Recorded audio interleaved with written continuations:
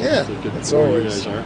Like, I know they're missing obviously some big players, but collectively it's still a brand that's hard to play against. You know, so it's a good measuring stick. It's an opportunity. Their brand, and when you talk about the brand you want to bring here, are there similarities? Yeah. There's you know, they attack with 5. You know, and they push the pace. So you know, it's something that we want to do. Matt, take you back in time a little bit, but before you guys won the Stanley Cup in Tampa when you were there, Okay.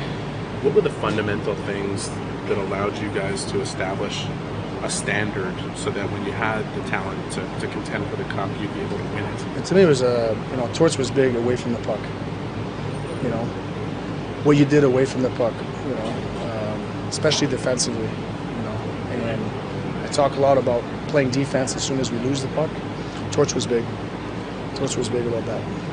Where are you guys at in that process in terms of reinforcing that with your players so that you can grow to meet where you guys have come to offensively? Yeah, I mean, we're, you know, if you think of where we are from the beginning of the season, we're better, you know, but sometimes you have dips, you know, so for us it's just keep raising that when now your dips are higher than the last time, and you keep your ceiling goes higher than before, you know, that's how you go.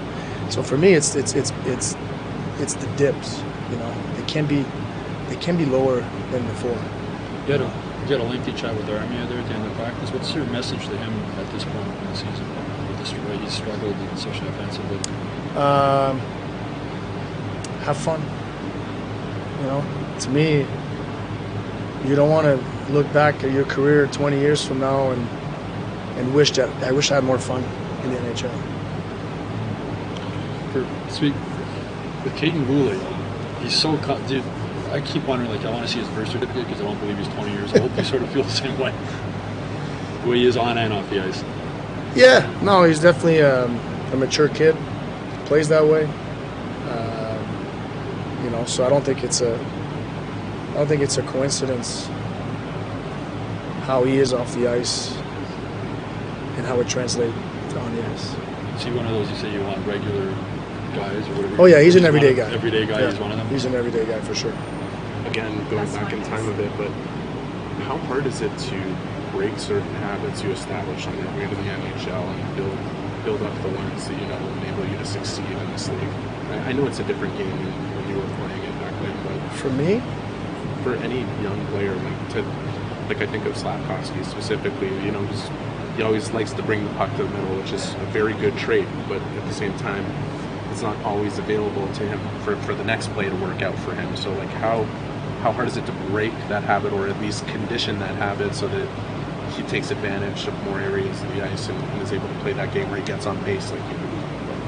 yeah, I mean, I think the older you get, the harder it is to change or to learn something. But Slav is young, you know, so we just have to help him correct some of his things, like any other 18-year-olds. You know, and we have 20-year-olds, we have 21-year-olds, we have 22-year-olds that we still try to, you know, correct some habits, and that's normal. You know, even at 30, you know, you constantly have to evolve.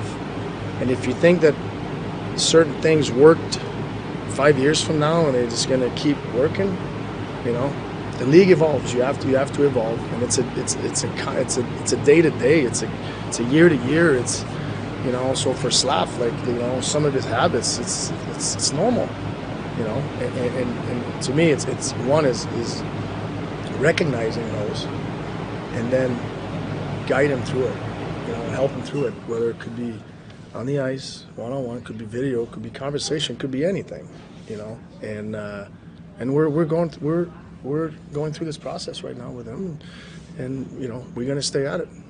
We were asked about Army in the event that you would want to put Kirby back at center. How do you think he would fare playing with Cole and Nick if you were to put Army on that line? I think he'd be just fine. I really do. Because with his toolkit and all. Yeah.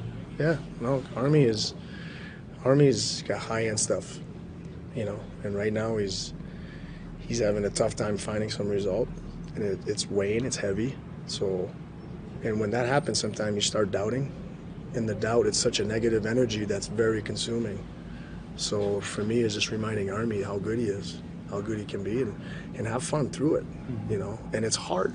It's hard when you have that weight to take a moment and say, I gotta have fun, you know, because, you know, like I said, you don't want to look back 20 years from now and say, I wish I enjoyed the NHL more, because it's a grind.